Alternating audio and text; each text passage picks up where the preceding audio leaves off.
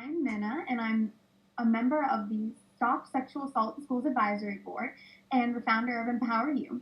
I'm here today talking with Lauren, who's a sexual assault survivor and an activist. So, Lauren, why did you decide to become an activist, and how has it helped with your healing process and your journey? Well, I saw a lot of information and I saw a few documentaries about the movement to end sexual assault on college campuses. And I was wondering, like, to myself, why not high school survivors? Because I was assaulted while I was a sophomore in high school. And I was wondering, where is the support for them? And I was trying to find resources and everything. And it seemed like they were geared towards people that were college age or older. And I couldn't find anything for people like me. And so I decided to reach out to one organization which actually referred me to Stop Sexual Assault in Schools. And I just basically had like this aha moment. I'm like, this is exactly what I want. Like, this is an organization that I can fully get behind. And ever since, it's just been trying to create change so that other survivors aren't just lost looking for resources for them that don't exist. Yeah, I feel like I kind of had a similar experience because I heard on the radio that 1 in 5 students will be sexually assaulted while on college campus, and I had never heard anything about sexual assault before, and so I was like, well, if this is happening at schools, why isn't anyone talking about it? And then later I found out that the statistics are the exact same for students who are on a high school campus and on a college campus. And I thought, well, if this is happening at a school, why isn't my school talking to me about it? Like, I'm sure it happens. I know it happens, but just nobody knows about it. And so, through your experience and what you've learned, why do you think the majority of schools, K through 12, aren't discussing this epidemic on their campuses? Um, Really, no schools want to be labeled as unsafe. And so schools kind of think that if they ignore it, it's not that the problem will go away, but it'll be somebody else's problem. It'll be the police's problem or the parents' problem. It won't be theirs. And ignoring it doesn't make it go anywhere else. It's still happening in schools. It's still a problem for students. And schools don't want to talk about it in classrooms, talk about the statistics or anything, because they don't want parents to have a discussion with their child and their child be like, oh, mom, today I learned that 44% of survivors are under the age of 18. Mm-hmm. And then their mom has to go to the school, as a concerned parent and say, what are you doing to protect my child? Yeah. And the school doesn't want to have to say nothing. Yeah. So they don't want parents to get involved. They don't want to bring attention to the fact that they're not employing any of their policies. So it's easier to kind of guide students away from talking about it by promoting silence than it is to talk about it and to actually take action. And I've seen that a lot through my work that I've been doing at local schools in my area. I've seen that when I go into a classroom and I'm talking to other students about it, they don't know anything about sexual assault. And more specifically, though, than sexual assault, they don't really know what consent is. And I feel like a lot of the times through with like these documentaries and stuff, there's a lot of these are things we should do to stop the sexual assault, like to help victims, but there's not a lot of what can we do so that people know that it's wrong to sexually assault, because something that I've seen is that a lot of students don't know what consent is, and they feel like it's like this, oh, well, she didn't know, I didn't know, we were drunk, or like whatever. But in reality, consent is black or white, it's yes or no. And I feel like that's something that definitely schools should be teaching about consent, and that's something that they're not doing. So, what are some things that you've learned through all that you've been through, and that you wish you would have known before? Um, a lot of the information that they should be teaching kids, like the fact that sexual assaults can happen before the age of 18, and it's not always a stranger jumping out of a bush or some creepy old man that tries to follow you home, or a family member that assaults you when you're young or whatever. It can happen in relationships. It can happen by friends. It's not just these specific scenarios. Like it can happen in any situation. And that is really dangerous.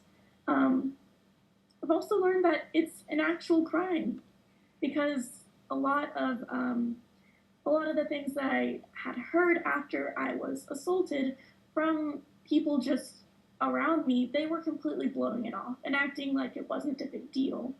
And so even if they didn't know that I was assaulted, just making rape jokes or anything like that, it completely belittles it and acts like it's no big deal. When really, rape is a felony and deserves to be treated as such. And it's not okay. And it makes whoever is a rapist a felon unless they're convicted.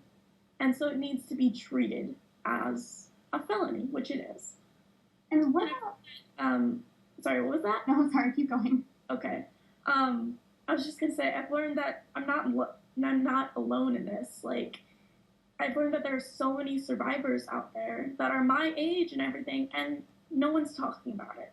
We're all silent because that's just what we've been told to do, and it's really unfortunate. But that's why I'm like doing this is because I don't want to be silent, and I don't want other survivors to be silent. So if anybody can look at me and see, wow, that's really cool that somebody can speak up about this, I want to do that too.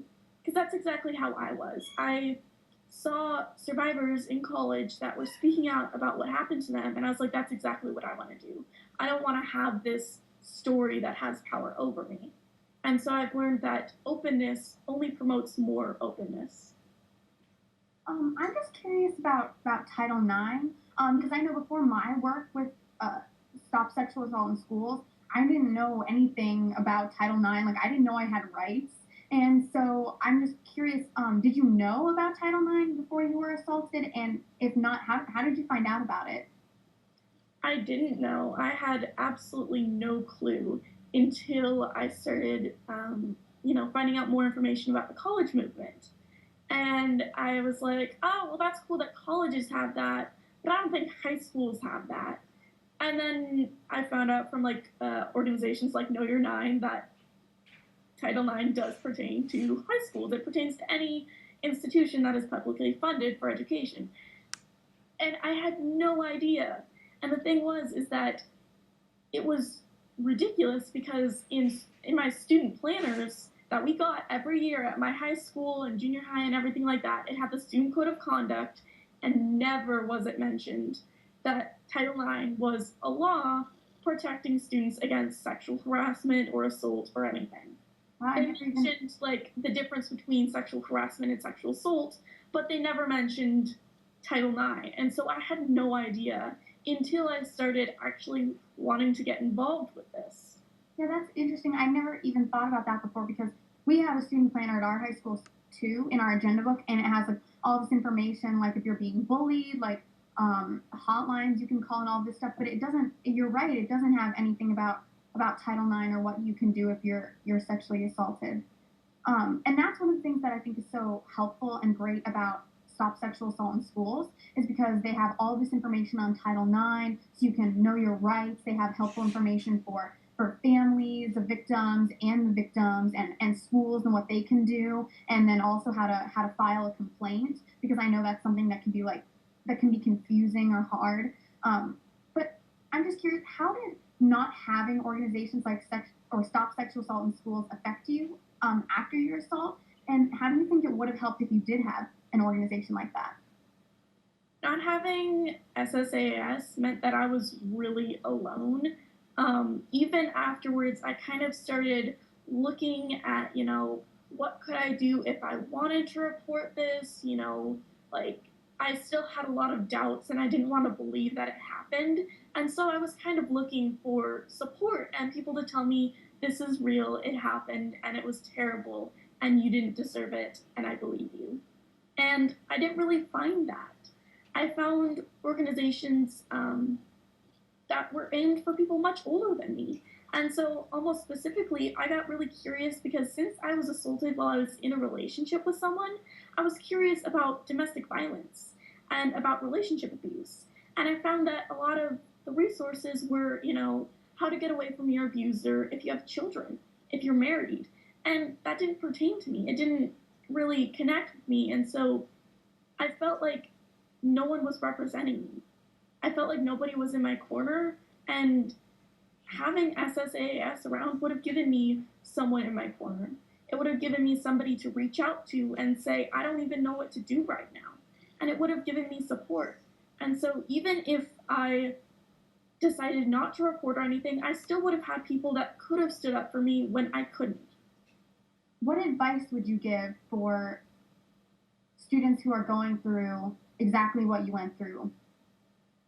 Just keep going, please. I mean, it is so difficult, but the fact that you wake up every single day and that you decide to keep pushing forward and just live is a feat that should be rewarded and should be praised. And so if you want to reach out to somebody, find somebody that you can trust and find somebody that will support you, because there are people out there. There are people that will support you and will believe you, and you deserve to be believed. And so if you want to reach out, there are organizations like Stop Sexual Assault in Schools that are super easy to contact. I contacted them, and Esther replied to me the next day, which was Easter, and I was very surprised at that. And so it's not something that, you'll get a reply in 3 to 4 business weeks or whatever. People will reply to you because they want to talk to you, they want to believe you, and they want you to know that you are supported. So even just sending an email and saying, this happened to me and I just kind of want resources about where to go or whatever, even if you're just, saying what's a hotline that I can call. There are organizations that are super easy to contact that will give you those resources. And so you are not alone and you will have support. And what's something that you wish K through 12 schools would do to help their victims, or what advice would you give to a school that has students who are going through this horrible ordeal? Offer support. I mean, whether it's through counseling or accommodations or protection from retaliation, I mean, those are things that you should be doing as an institution. And the thing is that there's, even if schools offer those things, even if they say, well, you can switch out of classes or, you can meet with the counselors, they're not always prepared for that. Mm-hmm. And they should be much more prepared. And so counselors should be trained on how to handle students who have gone through trauma like sexual assault or sexual harassment. And they should have faculty, teachers, vice principals, everyone be trained on how to handle reports, especially for students that want to remain anonymous and don't want to face their attacker.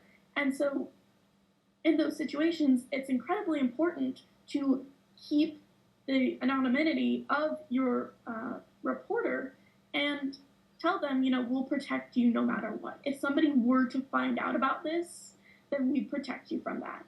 And schools have been lacking on that, and they've been lacking on sticking to their policies as well.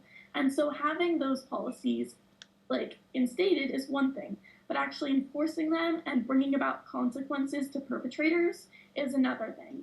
And they need to actually enforce their policies to prevent people from assuming that they're not, and to prevent students from assuming that they'll get away with it no matter what. Because prevention starts as early as junior highs, high schools, elementary schools. It needs to start much earlier than college age, and you need to tackle the problem at its roots instead of just cutting off the different, the dead limbs once the tree is grown. It needs to actually be addressed, and students need to know that sexual assault isn't okay before they get to college. Well, thank you so much, Lauren, for talking with me. You said some things that were really powerful, and I definitely learned a lot, and you made me think about things that I hadn't thought about before. So thank you for that. And I really hope, and I'm sure that people who watch this will get just as much out of it as I did. So thank you. Thank you, Mena.